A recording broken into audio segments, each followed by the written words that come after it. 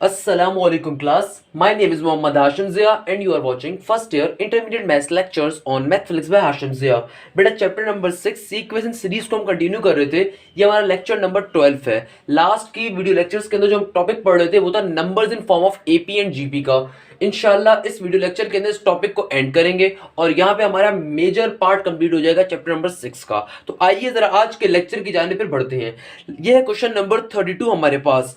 मैं again repeat कर देता हूँ, अगर आप में से कोई बच्चा पहली दफा वीडियो को देख रहे हैं तो बेटा मेरा पढ़ाने का तरीका यह है, मैं नॉर्मली चैप्टर नंबर 6 आपकी सिंध बोर्ड की किताब से फॉलो नहीं करता। उसके पीछे रीजन ये है कि आपका एक टॉपिक का एक क्वेश्चन किसी एक एक्सरसाइज में मौजूद है और दूसरा क्वेश्चन किसी और एक्सरसाइज में मौजूद है। इसीलिए अगर आप मेरे वीडियो लेक्चर से तैयारी कर रहे हैं तो मैं आपके सामने जो आपको स्क्रीन प्रेजेंट करता हूं वो प्रॉपर तरीके से प्रेजेंट करता हूं। मींस हम टॉपिक वाइज तमाम टॉपिक्स और उनके क्वेश्चंस को कवर करते हुए अल्हम्दुलिल्लाह बढ़ रहे हैं और इस तरीके से हम चैप्टर नंबर 6 को पूरा कंप्लीट करेंगे इंशाल्लाह। तो आज लेक्चर नंबर 12 कर रहे हैं जिसके अंदर हम लोग क्वेश्चन नंबर 32 को डिस्कस करेंगे। ये क्वेश्चन नंबर 32 क्या है बेटा? The product of three numbers in GP is 216 and the sum of their product in pair is 156, find the numbers. मेरा बेटा सबसे पहला काम जो क्वेश्चन देखने के बाद हम लोगों ने हमेशा करना था, करना है और करना होगा वो क्या होता है बेटा?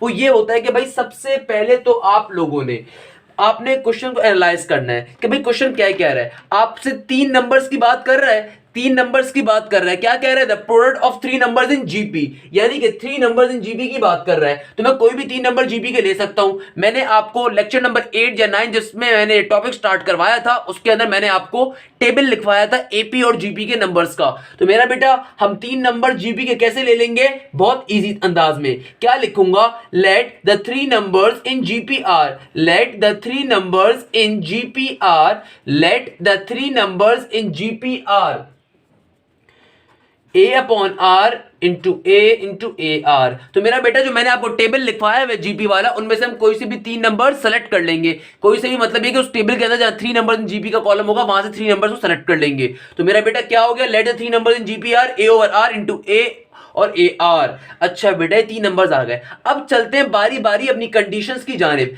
मेरा बेटा अगर आप गौर से देखें तो आपको यहां पे दो कंडीशंस गिवन है। पहली कंडीशन आपको पहली लाइन में गिवन है। क्या कहता है?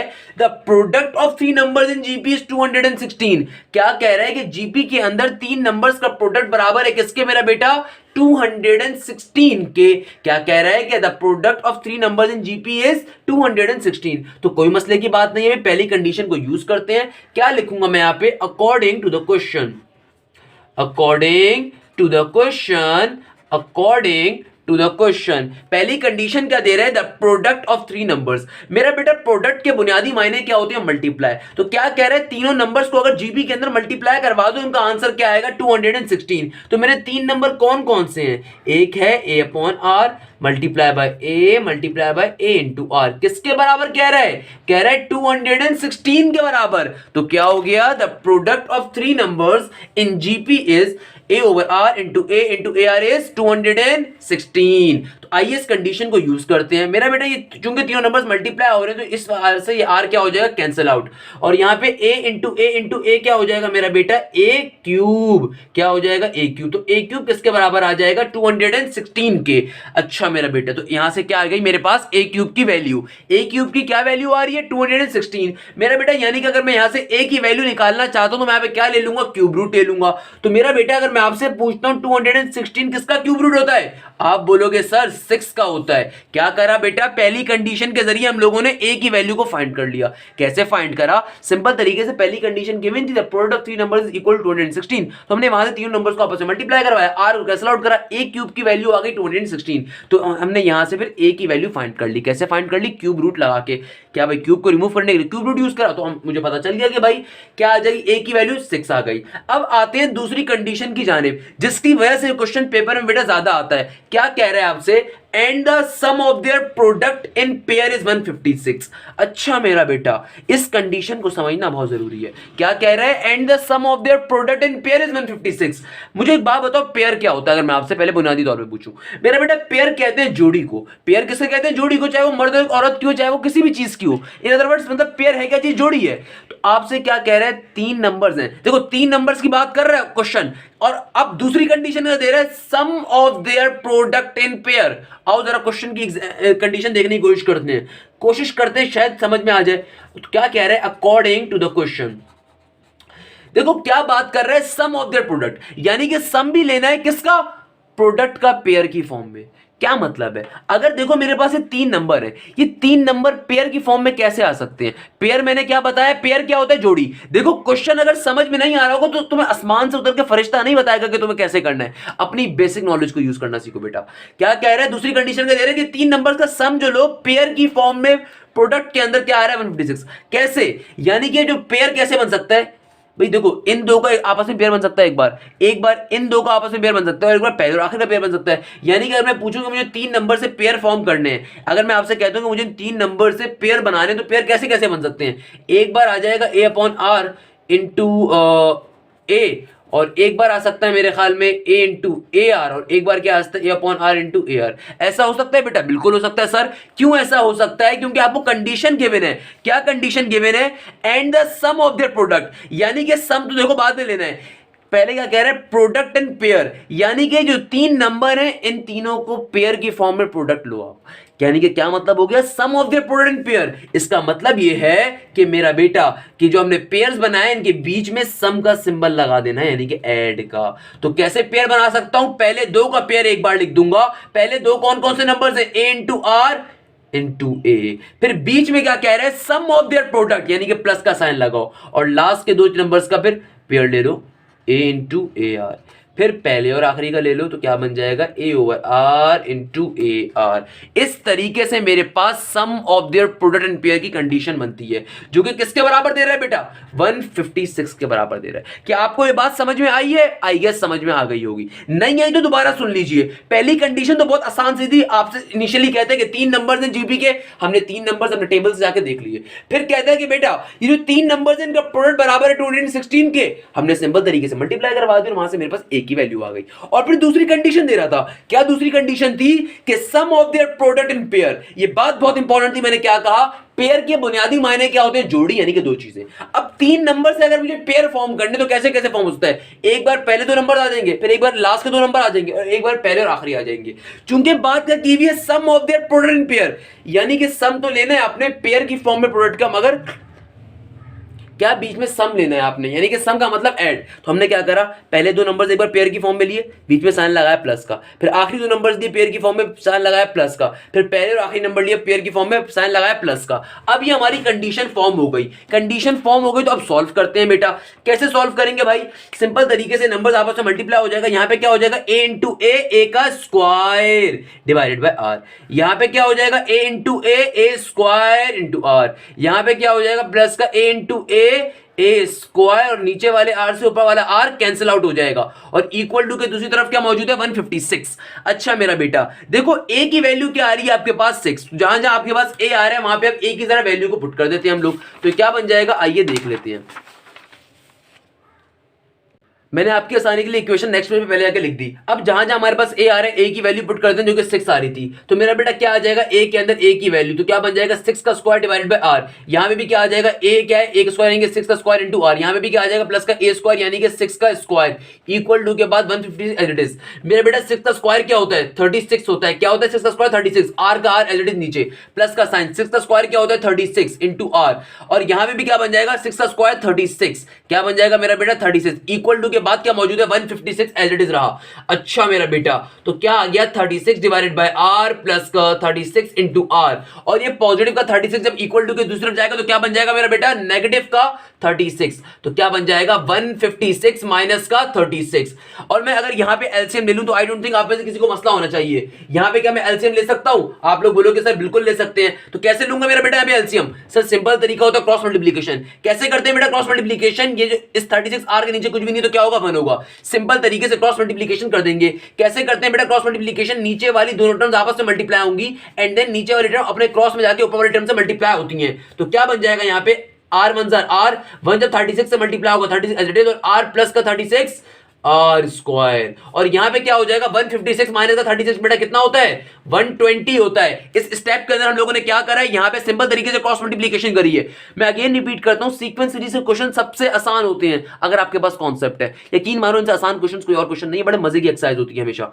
अच्छा तो क्या आ गया, सिंपल क्रॉस मल्टीप्लिकेशन करियो, यहां पे आपका क्या आ गया 156 माइनस का 36 120। मेरा बेटा ये जो आ रहा है यहां पे डिवाइड हो रहा है, इक्वल टू के दूसरी तरफ जाके क्या हो जाएगा मल्टीप्लाई। तो क्या आपकी इक्वेशन आ रही होगी, ये आ रही होगी 36 प्लस का 36 r square is equal to 120 r. तमाम वैल्यूज को एक साइड पे हम शिफ्ट कर देते हैं, तो क्या बन जाएगा, ये बन जाएगा 36 आर स्क्वायर माइनस का पॉजिटिव का 120 आर, जब इक्वल टू के दूसरी तरफ जाएगा तो क्या बन जाएगा बेटा माइनस का 120 आर और प्लस का 36 एज इट इज रहा इक्वल टू के बाद 0। अब मुझे यहां से बेसिकली क्या निकालना है बेटा, आर की वैल्यू को फाइंड करना है। अगर ये आर की वैल्यू हमें मिल जाएगी तो हम सिंपल तरीके से अपने तीनों नंबर्स जीपी के फाइंड कर सकते हैं। अच्छा मेरा बेटा यहां से ऑल्दो मैं आर की वैल्यू डायरेक्टली भी निकाल सकता हूं क्योंकि क्वाड्रेटिक इक्वेशन बन रही है, मगर मैंने आपसे हमेशा एक बात कही, अपनी जिंदगी को आसान बनाना आप लोग खुद सीखा करें। मुझे साफ पता चल रहा है इस पूरी इक्वेशन में कोई चीज कॉमन आ सकती है, तो क्या करते हैं कॉमन निकाल लेते हैं। क्या चीज कॉमन आ सकती है तीनों नंबर में से, 12। तो मैं यहां से 12 कॉमन ले लेता हूं, ये क्या बन जाएगा 12 का टेबल 36 कहां पर आता है बेटा 3 के ऊपर आता है, 3 का स्क्वायर। 12 10s आर 30, आर का आर एज इट 120, 12 120 और आर का एज इट इज प्लस का 12 3 36 इक्वल टू 0। ये जो 12 है इस पूरी इक्वेशन से क्या हो रहा है बेटा मल्टीप्लाई, इक्वल टू की दूसरी तरफ जाएगा 0 से डिवाइड हो जाएगा और खत्म हो जाएगा। तो डायरेक्टली मेरी जो इक्वेशन आ रही होगी वो क्या आ रही होगी 3r स्क्वायर माइनस का 10r प्लस का 3 equal to 0। 3r square minus का 10r प्लस का 3 इक्वल टू 0। अच्छा तो मेरा बेटा हमने यहां पे अपनी इक्वेशन सिंपलीफाई कर दी, अब क्या करेंगे सिंपल तरीके से मिडिल टर्म को ब्रेक करके अपनी वैल्यूज को फाइंड करेंगे। काइंडली मुझसे ये मत पूछिएगा इंटर लेवल के ऊपर मिडिल टर्म ब्रेक कैसे करते हैं, मैं बहुत बार समझा चुका हूं। क्या करेंगे सिंपल तरीके से मिडिल टर्म को ब्रेक करेंगे एंड देन सॉल्व कर लेंगे। अच्छा तो क्या इसकी दो वैल्यूज आपके पास आ रही हुई मिडिल टर्म ब्रेकिंग के ऊपर, माइनस का 9r और माइनस का r प्लस का 3। कैसे करते हैं बेटा मिडिल टर्म ब्रेकिंग मेथड, ये आपको क्लास 5 क्लास 7 से पढ़ते हुए आप लोग आ रहे हो। अच्छा पहली दो टर्म से क्या चीज कॉमन आ रही है मेरा बेटा 3r कॉमन आ रहा होगा, क्या कॉमन आ रहा है 3r, तो क्या बचा यहाँ पे बचा r माइनस का 3, क्या कॉमन आ गया 3r कॉमन ले लिया पहली दो टर्म से, क्या बचा r माइनस 3। यहां से क्या चीज कॉमन आ रही है मेरा बेटा माइनस का 1 कॉमन आ रहा है, तो क्या बचेगा यहां से r माइनस का 3 इक्वल टू 0। अच्छा अगर मैं आपसे कहता हूं कि भाई क्या क्या फैक्टर्स आ गए आपके पास, हमारे पास यहां से r की दो वैल्यूज आ जाएंगी, एक फैक्टर आ गया r माइनस 3 और दूसरा आ जाएगा 3r माइनस का 1 इक्वल टू 0। तो बेसिकली मैं बारी बारी इन दोनों फैक्टर्स को 0 के बराबर ले लूंगा, एक बार हो जाएगा हम r माइनस 3 इक्वल टू 0 और एक बार हो जाएगा 3r माइनस का 1 इक्वल टू 0। मेरा बेटा सिंपल तरीके से कैलकुलेशन कर रहे हैं, कोई एडवांस मैथ्स नहीं कर रहे, बिल्कुल बेसिक कैलकुलेशन है, सिंप्लीफिकेशन हम बेसिक तरीके से कर रहे हैं। अब r की वैल्यू जो नेगेटिव 3 आ रही है इक्वल टू के दूसरी जगह क्या बन जाएगी बेटा, r की वैल्यू बन जाएगी पॉजिटिव 3 और यहां पे क्या आ रहा है 3r माइनस 1 इक्वल टू 0, तो क्या बन जाएगा माइनस का 1 इक्वल टू के जाएगा तो क्या बन जाएगा पॉजिटिव 1। ये जो 3 है r से मल्टीप्लाई हो रहा है इक्वल टू के दूसरी जगह क्या हो जाएगा बेटा डिवाइड, तो r की वैल्यू क्या आ जाएगी 1 डिवाइडेड बाय 3। क्लियर है मेरा बेटा, आई गेस आपको तमाम लोगों को क्लियर होगी बात। सिंपल तरीके से आपने सबसे पहले अपनी इक्वेशन जो 2 थी उसको लिखा, इक्वेशन जो 2 थी हमने उसको अपनी जो हमारी जो भी कंडीशन नंबर 2 थी उसको हमने सिंपलीफाई करके लिखा, उसको समझा क्या है, देन उसके अंदर सिंपल a की वैल्यूज को पुट करा, सिंपलीफाई करके r की दो वैल्यूज आ गई। अब बारी बारी हम लोगों ने लास्ट में नंबर्स फॉर्म करने हैं, तो भाई पहली बार आप ले लोगे पुटिंग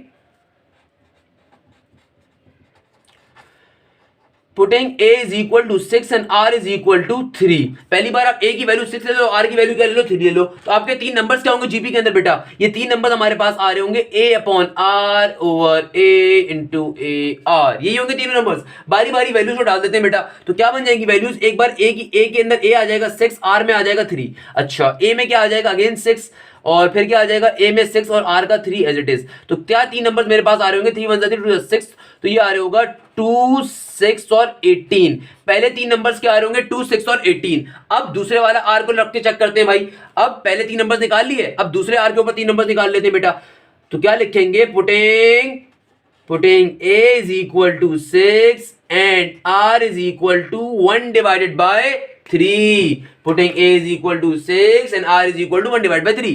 अच्छा अब तीन नंबर्स क्या है, क्या भाई अगेन तीन नंबर मैं लिख देता हूं कि आपके ध्यान में रहे, क्या तीन नंबर हमारे पास आएंगे a over r into a r। Clear है मेरा बेटा, आई गेस इंशाल्लाह आपको क्लियर होगा। तो ये क्या बन जाएंगे बेटा, a के अंदर a की वैल्यू डाल देंगे, a की वैल्यू क्या है हमारे पास इसके अंदर भी 6। अच्छा यहाँ पे r की वैल्यू क्या आ रही है 1 डिवाइडेड बाय 3। अब बच्चा बड़ा परेशान हो जाता है, सर ये 1 डिवाइडेड बाय 3 का सॉल्व करेंगे, अभी चेक करते हैं बेटा। a के अंदर a की वैल्यू 6 आ जाएगी और a इंटू r में क्या हो जाएगा 6 into 1 over r that is 1 over 3। तो मेरा बेटा क्या बन जाएगा भाई, देखो एक तो आधा आवाम जो है ना इसमें फंस जाती है, सर ये 6 डिवाइडेड बाय 1 डिवाइडेड बाय 3 आ रहा है कैसे करेंगे, पढ़ेंगे। अबे अल्लाह के बंदो ये है क्या चीज, इसको तो फोकस करो। ये क्या है, 6 × 1/3। मेरा बेटा मैथ्स का एक असूल है, मैथ्स का असूल ये कभी भी एक से ज्यादा चीजें कभी डिवाइड हो रही होती है तो नीचे वाली चीजें ऊपर जाकर रेसिप्रोकेट हो जाती है। तो क्या बन जाएगा, 6 × 3। ये नीचे वाली सबसे ज्यादा चीज होती है ऊपर जाके क्या हो जाती है, रेसिप्रोकल हो जाती है, उलट जाती है। तो जो चीज नीचे डिवाइड हो रही है ऊपर जाके मल्टीप्लाई हो जाएगी। तो क्या बन जाएगा, 6 × 3 18। और 6 का 6 एज इट इज, 3 × 6, दूसरा आंसर क्या आ जाएगा, 18 6 और 2, 18 6 और 2। मेरा बेटा इस चीज में पता नहीं लोग इतना परेशान क्यों होते हैं, इसलिए मैंने आपको तरीके से करके भी दिखा दिया। इसमें वैसे परेशान होने की जरूरत नहीं है, आपके पास साइंटिफिक कैलकुलेटर अलावा उसके अंदर भी डाल के सॉल्व कर सकते हैं, वहां से भी आंसर निकाल सकते हैं। क्लियर है बेटा, मेरा बेटा हमारा ये हमने पहला क्वेश्चन कर लिया। आइए अब जरा एक और क्वेश्चन की जाने बढ़ते हैं। अच्छा तो बेटा अब हमारे पास सम ऑफ एपीजीपी का लास्ट क्वेश्चन आ रहा है finally. Question number 33 it will be, find the three numbers in GP where sum is 19 and the product is 216। Again बहुत इजी सा क्वेश्चन है मेरे नजदीक, तो आप तमाम लोगों को खुद से सॉल्व करना चाहिए। और मैं उम्मीद करता हूं कि आप तमाम लोग इस वीडियो को स्टॉप करके काइंडली खुद से सॉल्व करेंगे जो मुझसे पढ़ रहे हैं। बट स्टिल अगर आप में से किसी को भी इश्यू होता है, कोई मसले की बात नहीं, मैं करवा देता हूं। मेरा बेटा 3 नंबर्स की अगेन बात कर रहा है, हम 3 नंबर्स को लेके चलेंगे। क्या लिखते हैं, late the three numbers in GPR, let the three numbers in GPR, कौन कौन से 3 नंबर्स हैं, A over R into A into AR, let the 3 numbers in GPR A over R into A into AR।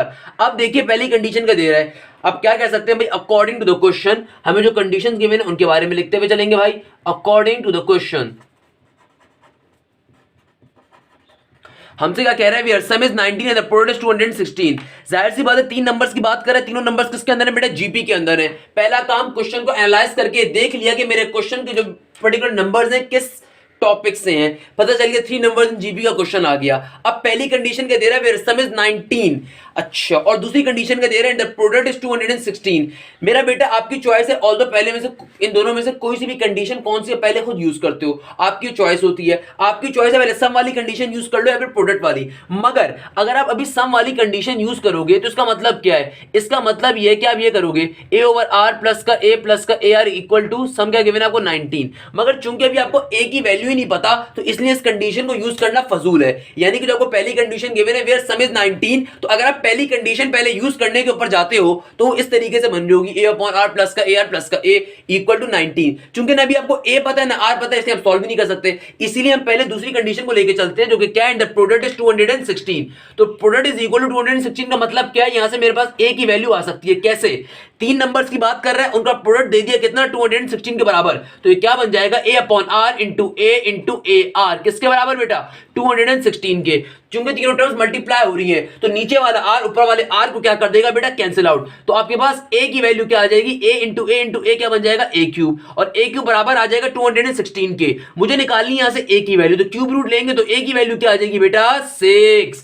अब हम सम वाली condition के ऊपर जा सकते हैं, बिल्कुल जा सकते हैं। तो क्या लिखेंगे, now according to the question. अब सम वाली कंडीशन को इसलिए यूज कर सकते हैं क्योंकि अब हमने a की वैल्यू फाइंड कर ली है। तो डायरेक्टली जब इक्वेशन में डालेंगे तो हमारे पास r की वैल्यू फाइनली कार्डन पीटी करके सिंप्लीफाई करके आ सकती है। तो मेरी कंडीशन क्या बन रही होगी, क्या कंडीशन गिवन है, सम इज इक्वल टू 19। तो तीनों नंबर्स का सम यानी कि a अपॉन r प्लस का a इंटू r किसके बराबर होगा मेरा बेटा, 19 के बराबर होगा।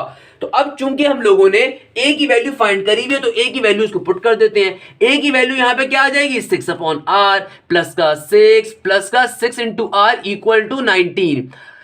पॉजिटिव का 6 जो है वो इक्वल टू के दूसरी तरफ सेंड कर देते हैं, तो क्या बन जाएगा, 6 ओवर r प्लस का 6 into r equal to 19 minus का 6। और यहां पे क्या करते हैं, सिंपल तरीके से r की वैल्यू के जरिए एलसीएम ले लेते हैं। यहां पे क्या करेंगे मेरा बेटा, एलसीएम ले लेंगे। कैसे एलसीएम लेंगे, क्रॉस मल्टीप्लीकेशन के जरिए। इस 6r के नीचे कुछ भी नहीं है तो क्या होगा बेटा, 1 होगा। तो क्या करेंगे, एलसीएम लेंगे। कैसे एलसीएम लेते हैं, नीचे वाली दोनों टर्म्स आपस में मल्टीप्लाई होंगी, ये 1 जाके 6 से मल्टीप्लाई होगा और ये r जाके 6r से मल्टीप्लाई हो जाएगा। तो क्या बन जाएगा, प्लस का 6r स्क्वायर, और 19 माइनस 6 कितना होता है बेटा हमारे पास, ये आ जाएगा सिंपल तरीके से हमारे पास 13। तो r जो यहां पे मल्टीप्लाई हो रहा है वहां पे क्या हो जाएगा बेटा, सॉरी r जो यहां पे डिवाइड हो रहा है वहां पे क्या हो जाएगा बेटा, मल्टीप्लाई। तो ये क्या बन जाएगा, ये बन जाएगा 6r स्क्वायर प्लस का 6 इक्वल टू 13r। 13r को वहां पे शिफ्ट कर देते हैं दूसरी तरफ, तो क्या बन जाएगा बेटा 6r स्क्वायर माइनस का 13r प्लस का 6 इक्वल टू 0। तो मेरा बेटा अभी तक जो भी काम हम लोगों ने करा डायरेक्टली बिल्कुल बेसिक सा काम था। अगर लास्ट क्वेश्चन आपको समझ में आ गया तो एक क्वेश्चन आप लोग खुद भी सॉल्व कर सकते हैं, बिल्कुल इजी सा और बच्चों वाला क्वेश्चन है। मेरे नहीं ख्याल में इसमें आपको कोई इशू आना चाहिए। अच्छा बेटा अब क्या काम करेंगे भाई, सिंपल तरीके से हम लोगों ने यहां पे इक्वेशन ड्रॉ कर ली है, इस इक्वेशन को सॉल्व करेंगे, आर की वैल्यू निकालेंगे एंड देन फाइनली नंबर्स को ड्रॉ कर लेंगे, नंबर्स फॉर्म कर लेंगे अपने अपने। अच्छा तो बेटा अब सिंपल तरीके से क्या करेंगे, इस इक्वेशन के अंदर से हम आर की वैल्यू को फाइंड कर लेंगे। साफ पता चल रहा है एक क्वाड्रेटिक इक्वेशन है, मिडिल टर्म को ब्रेक करेंगे। कैसे करते हैं मिडिल टर्म ब्रेक बेटा, हमारे पास जो इक्वेशन आ रही है वो क्या आ रही है, 6r स्क्वायर माइनस का 13r और देन प्लस का 6 है, sorry I am so sorry, यहाँ पे प्लस का 6 होगा। क्लियर है बेटा, प्लस का 6 है यहाँ पे। अच्छा अब इसकी मिडिल टर्म ब्रेक करनी है, तो बेटा मिडिल टर्म ब्रेक इजीली कर सकते हैं। कैसे हो जाएगी, इधर 6r स्क्वायर ही रहेगा और बीच में माइनस का 13r आ रहा है, सही है, माइनस का 4 और माइनस का 9r। कैसे ब्रेक हो जाएगी, माइनस का 4r और माइनस का 9r प्लस का 6 इक्वल टू 0। इस तरीके से हम सिंपल तरीके से इसके मिडिल टर्म को ब्रेक कर सकते हैं, यानी कि माइनस के 4r और माइनस के 9r के जरिए हम इस पर्टिकुलर टर्म की मिडिल टर्म को ब्रेक कर सकते हैं। अच्छा पहली वाली दो टर्म में क्या चीज कॉमन आ रही है बेटा, ये मैंने क्या करा है बेटा, मिडिल टर्म ब्रेक करी है। फर्स्ट लेवल के ऊपर मिडिल टर्म ब्रेक मेथड में बहुत बार समझा चुका हूं आपको, चैप्टर नंबर 3 में और दूसरे छोटे चैप्टर्स के अंदर। तो काइंडली मुझसे मत पूछिए मिडिल टर्म ब्रेक कैसे होती है, सिंपल तरीके से मिडिल टर्म ब्रेक करते हैं, उसको मिडिल टर्म ब्रेक करी है मैंने। अब देखिए पहली दो टर्म्स में क्या चीज कॉमन आ रही है, हमारे पास जो चीज कॉमन आ रही है वो क्या आ रहा है, 2r कॉमन आ रहा है। तो क्या चीज कॉमन आ रही है बेटा, 2r। इन दोनों टर्म में क्या चीज कॉमन है, 2। तो क्या बचेगा यहाँ पे 3r माइनस का 2, क्या रिमेनिंग रह गया 3r माइनस का 2। और इन दो चीज में क्या, इन दोनों चीजों में क्या चीज कॉमन आ रही है बेटा, माइनस का 3 कॉमन आ रहा है। तो क्या ले लेंगे यहां से, माइनस का 3 कॉमन ले लेंगे। क्या बचा यहाँ पे 3r माइनस का 2 बचेगा, इक्वल टू के बाद 0। तो हमारे पास जो दो फैक्टर्स आ रहे हैं वो कौन कौन से होंगे, एक होगा 3r माइनस का 2 और दूसरा होगा 2r माइनस का 3 इक्वल टू 0। तो मेरे पास फाइनली बेसिकली r की दो वैल्यूज आ जाएंगी। तो मैं बारी बारी इन फैक्टर्स को इक्वल टू 0 के बराबर कर दूंगा, तो क्या हो जाएगा, एक हो जाएगा 3r माइनस 2 इक्वल टू 0 और दूसरा हो जाएगा 2r माइनस 3 इक्वल टू 0। तो बेसिकली r की दो वैल्यूज हमारे पास आ जाएंगी। पहली वैल्यू क्या आ रही होगी, आइए देख लेते हैं। ये 2r माइनस का 2 इक्वल टू 0 जो आ रहा है बेटा, ये 3r माइनस का 2 इक्वल टू 0 जो आ रहा है, ये माइनस का 2 जब इक्वल टू के दूसरी तरफ जाएगा तो क्या बन जाएगा बेटा, पॉजिटिव 2। ये जो 3r से मल्टीप्लाई हो रहा है इक्वल टू के दूसरी तरफ जाके क्या हो जाएगा बेटा, डिवाइड। तो r की पहली वैल्यू आपके पास क्या आ रही होगी, 2 divided by 3। Same goes for here, ये माइनस का 3 जब इक्वल टू के दूसरी तरफ जाएगा तो क्या बन जाएगा, 2r is equal to positive 3। r से 2 क्या हो रहा है बेटा, मल्टीप्लाई, इक्वल टू के दूसरी तरफ जाके क्या बन जाएगा, r is equal to 3 divided by 2। तो हमारे पास r की दूसरी वैल्यू क्या आ रही होगी, 3 divide by 2।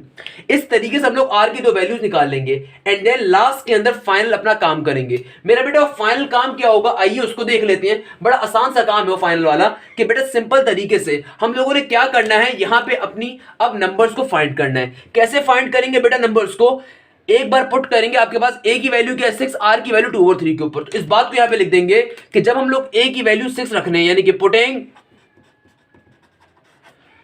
a is equal to 6 and r is equal to 2 divided by 3, तब क्या फर्क पड़ेगा। और एक बार क्या रखेंगे, putting a is equal to 6 and r is equal to 3 divided by 2, तब क्या फर्क पड़ेगा। हमारे तीन नंबर्स जीपी के अंदर कौन कौन से होंगे मेरा बेटा, एक होता है a डिवाइड बाय r, एक होता है a और एक क्या होता है a इंटू r।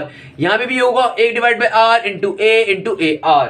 तो मेरा बेटा ये तीन नंबर्स क्या होंगे, जब a की वैल्यू में 6 रखूंगा और नीचे r क्या है, पहली दफा हमारा 2 डिवाइड बाय 3। अब बच्चा बड़ा कंफ्यूज होता है, sir 6 divided by 2 divided by 3 कैसे सॉल्व करेंगे। मेरा बेटा इधर देख लो, ये बहुत आसान सी मैथमेटिक्स है। मैंने भी आपको समझाया, कभी भी मैथ्स के अंदर एक से ज्यादा चीजें डिवाइड हो रही होती हैं तो सबसे नीचे वाली जो चीज होती है वो हमेशा ऊपर शिफ्ट कर दी जाती है। कैसे, रेसिप्रोकल करके, यानी कि उल्टा के। तो यहां पे 6 तो एज इट इज अपनी जगह पे रहेगा, मल्टीप्लाई का साइन, ये 2 डिवाइडेड बाय 3 जो एक डिवाइड के नीचे डिवाइड हो रहा है, ये क्या होगा, ऊपर जाके पलट के लिखा जाएगा। तो 2 डिवाइड बाय 3 ऊपर जाके क्या बन जाएगा, रेसिप्रोकल होके लिखा जाएगा 3 डिवाइड बाय 2 की फॉर्म में। तो क्या बन जाएगा, 6 3 18 और 18 डिवाइड बाय 2 9। और यहां पे a क्या है आपका 6 एज इट इज, और यहां पे भी क्या आ रहा है 6 multiply by 2 divide by 3, r की वैल्यू 3, क्या बन जाएगा 3 2 6। तो r की दूसरी वैल्यू क्या आ जाएगी 6 और 2 2 4, यानी कि पहले नंबर्स जो हमारी a की वैल्यू 6 रखने के ऊपर और r की वैल्यू 2 डिवाइडेड बाय 3 रखने के ऊपर में मिल रहे होंगे, वो तीन नंबर्स होंगे। अब जरा देखिएगा, जब मैं a की वैल्यू 6 रखता हूं, r की वैल्यू 3 डिवाइडेड बाय 2 रखता हूं, तब मेरे पास जो तीन नंबर्स बनेंगे वो कौन कौन से होंगे।